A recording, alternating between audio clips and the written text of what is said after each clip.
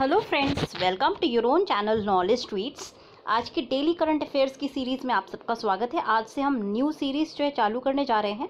रोज़ जो बहुत important current affairs होगा डेली बेसिस पे, तो वो चाहे एक करंट अफेयर हो चाहे आपके 5 करंट अफेयर्स हो, हम जो है अलग अलग वीडियोज़ आपके लिए लॉन्च करेंगे जिससे कि आपका डेली प्रैक्टिस होती रहे। तो आज की सीरीज़ में सबसे इम्पॉर्टेंट न्यूज़ है कि इंडिया म्यांमार में का जो पैक्ट हुआ है वहाँ पे 22 इंसर्जेंट्स जो है इंडिया को हैंड ओवर कर दिए गए हैं। तो देखते हैं क्या है न्यूज़ में। तो ये एक बहुत मेजर ब्रेक थ्रू है, बहुत एक पॉजिटिव न्यूज़ है। पहली बार ऐसा हुआ है कि गवर्नमेंट ऑफ म्यांमार ने इंडिया को जो है 22 इंसर्जेंट्स सौंप दिए हैं। तो ये कल की न्यूज़ थी, 15 तारीख को ये लोग सौंपे थे। इसमें ये जो 22 हैं इंसर्जेंट्स हैं, ये प्लेन से इंडिया आ चुके हैं। ये लोग जो है 6 अलग अलग इंसर्जेंसी ग्रुप्स के हैं, अलग अलग टेरर ग्रुप्स के हैं, असम से और मणिपुर से, और इनको जो है स्पेशल प्लेन से इंडिया लाया गया है। पहली बार है कि यंगून ने, मतलब म्यांमार ने इंडियन गवर्नमेंट की ये रिक्वेस्ट जो है मान ली है। इससे पहले देखिए, ये फर्स्ट टाइम नहीं है कि किसी कंट्री ने सौंपा है। बांग्लादेश पहले इस तरह का सौंप चुका है, बट म्यांमार ने पहली बार इस तरह से ये हमारी रिक्वेस्ट को माना है और इसको एक बहुत बड़ा डिप्लोमेटिक सक्सेस बोला जा रहा है। अब इंसर्जेंट्स कौन कौन थे ये देखिए, कुछ ये फेसेस हैं जिनको पकड़ा गया था। इंसर्जेंट्स बेसिकली मेंबर थे यूनाइटेड नेशन लिबरेशन फ्रंट के, फिर आपका पीपल्स रिवॉल्यूशनरी पार्टी ऑफ कांगड़े पाक प्रेक पाक के थे, फिर आपके पीएलए के जो है इंसर्जेंट्स थे, पीपल्स लिबरेशन आर्मी, और फिर KYKL नाम का एक ग्रुप है जिसका नाम है कांगले यावोल काना ग्रुप, ये मणिपुर में एक्टिव है।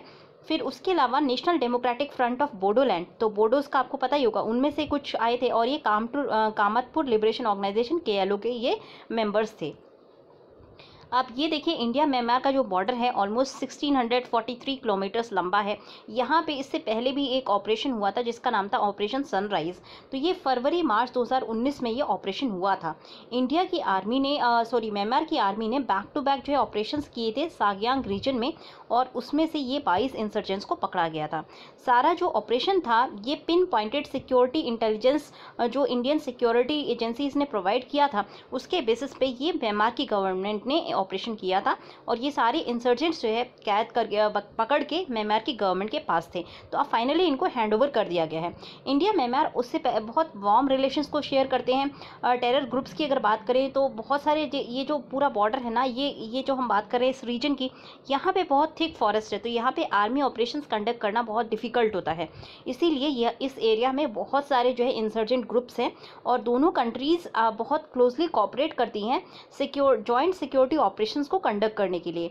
जैसे कि 2014 में हमने देखा था कि एक हमारे जो इंडियन आर्मी थी उसने म्यांमार के अंदर जाकर के, जिसको हमने सर्जिकल स्ट्राइक पार्ट 1 बोला था, तो वहाँ पे टेरर ग्रुप्स को प्रीएम्प्टिवली स्ट्राइक करके उनको मारा था। उसमें 60 इंसर्जेंट्स को जो है एलिमिनेट किया गया था।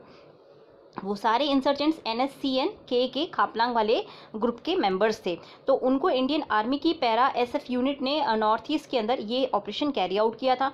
इसके अलावा अगर हम अभी आज की बात करें, मतलब ये जो 22 टेररिस्ट सौंपे गए हैं, ये बहुत अच्छी डिप्लोमेटिक विक्ट्री है इंडिया की, और ये इंडियन और म्यांमार गवर्नमेंट के लिए काफ़ी बड़ी स्टेप है।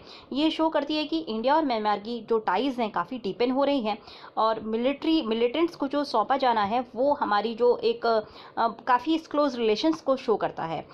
एक सीनियर नेशनल सिक्योरिटी एडवाइज़र के सिक्योरिटी प्लानर के अकॉर्डिंग कहा गया है कि म्यांमार की जो गवर्नमेंट है उसने ये इंसर्जेंट्स को इसलिए सौंपा है क्योंकि इंडिया और म्यांमार की एनहांस डिफेंस और इंटेलिजेंस कॉपरेशंस हो गए हैं 2015 से। तो ये कहीं ना कहीं वार्मथ देखी गई है इंडो म्यांमार रिलेशनशिप में। 2015 से काफ़ी जो है क्लोजनेस आई है रिलेशनशिप्स में।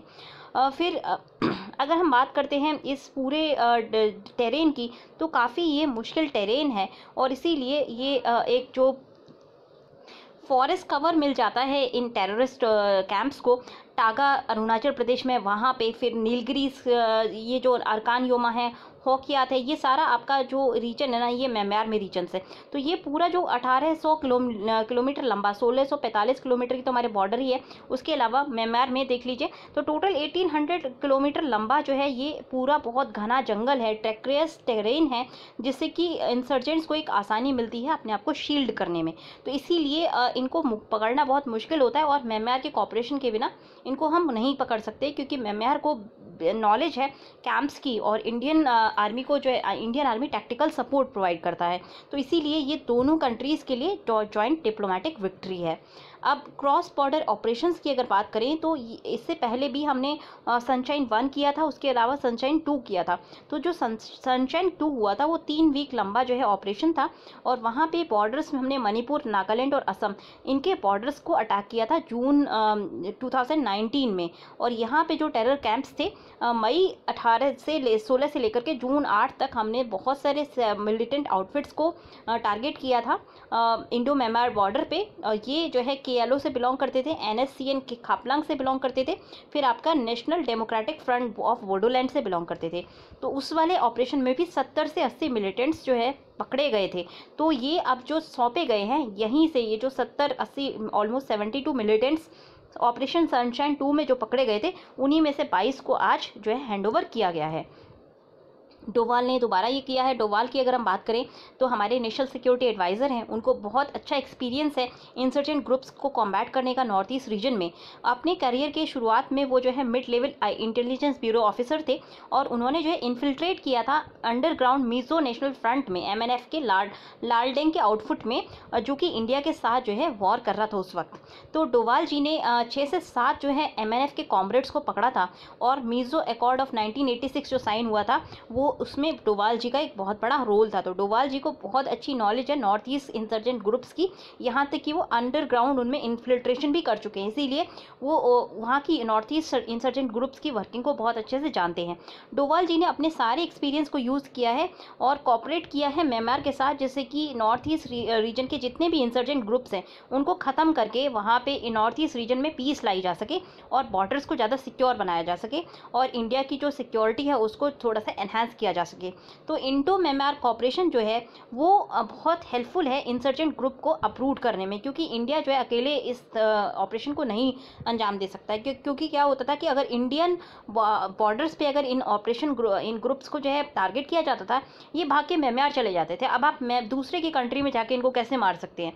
तो इसीलिए अगर कॉपरेशन है दोनों कंट्रीज़ के बीच में तो इंडियन आर्मी को जो है उस एरिया में जाने की इजाज़त मिल जाती है। साथ साथ जो म्यांमार की आर्मी है वो भी पूरा ऑन ग्राउंड सपोर्ट देती है। तो दोनों आर्मीज मिल करके फिर टेरर ग्रुप्स को एलिमिनेट कर पाती हैं। तो बोडो अकॉर्ड के बाद ये इससे जो है नॉर्थ ईस्ट रीजन में क्या फ़ायदा होगा? अब देखिए 3 पॉजिटिव न्यूज़ आई हैं 2019-20 में। अगर आप देखें, पहली चीज़ है बोडो अकॉर्ड हुआ था 2020 में। दूसरा जो न्यूज़ आया था, एक कुकी और नागा के मिलिटेंट्स ने अपने डिफरेंसेस को रिजॉल्व कर लिया था, और उन्होंने कहा था कि वो जॉइंटली जो है इंडियन गवर्नमेंट के साथ नेगोशिएट करेंगे। तो बोडो अकॉर्ड के बाद बाकी जो इंसर्जेंट ग्रुप्स हैं, एक तो उनके ऊपर जो है मिलिट्री ऑपरेशंस हो रहे हैं, दूसरी चीज़ एक जो है डिप्लोमेटिकली उनसे बात करने के लिए नेगोशिएशन ओपन है। तो इसीलिए उनको जो है ज़्यादा इंसेंटिव है को इंडियन गवर्नमेंट के साथ नेगोशिएट करें, क्योंकि वो नेगोशिएट करने के लिए हम उनको इंसेंटिवाइज कर रहे हैं। उसके अलावा हम जो है जॉइंट इंडो म्यांमार ऑपरेशंस कर रहे हैं। तो इससे अल्टीमेटली क्या होगा कि वहाँ पे नॉर्थ ईस्ट रीजन में एक पीस, लॉन्ग लास्टिंग पीस आने का एक चांसेस बढ़ जाते हैं। तो ये पीस के लिए एक बहुत इंपॉर्टेंट स्टेप है पीस की तरफ। तो टोटल क्या होगा, हमारे इंटरनल सिक्योरिटी के लिए बहुत इंपॉर्टेंट टॉपिक्स थे। आई होप आपको अच्छे से समझ आया होगा कौन कौन से ग्रुप्स थे। तो इसी तरह के इंपॉर्टेंट न्यूज़ के लिए, छोटी छोटी न्यूज़ आइटम्स के लिए हमारे साथ जुड़े रहिए और देखते रहिए हमारे चैनल को सब्सक्राइब कीजिए, लाइक कीजिए और शेयर करना ना भूलें। Thanks a lot and have a good day.